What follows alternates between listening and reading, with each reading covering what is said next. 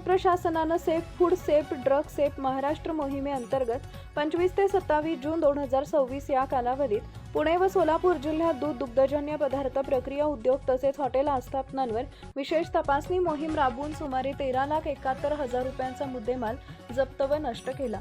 शिरूर तालुक्यातील Gagangiri milk and milk products इथं भेसळीचा संशय आल्यानं 12,278 लिटर दूध नष्ट करून संबंधित अन्न परवाना निलंबित करण्यात आलाय। आंबेगाव येथील उमिया मिल्क प्रॉडक्टमध्ये अस्वच्छ वातावरणात उत्पादन होत असल्यानं 1,155 किलो एडिबल केसिनेट व कोयागुलम जप्त करून परवाना निलंबित करण्यात आला।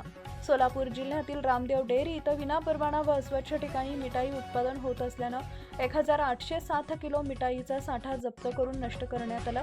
तसेच माळशिरस तालुक्यातील शेतकरी राजा दूध संकलन केंद्रातील 80 लिटर दूध नष्ट करून परवाना निलंबित करण्यात आलाय। याशिवाय ताठवडे पुणे येथील good food roll house tandoori house या आस्थापनात गंभीर त्रुटी आढळल्यानं त्यांचा अन्न परवाना तात्काळ निलंबित करण्यात आला।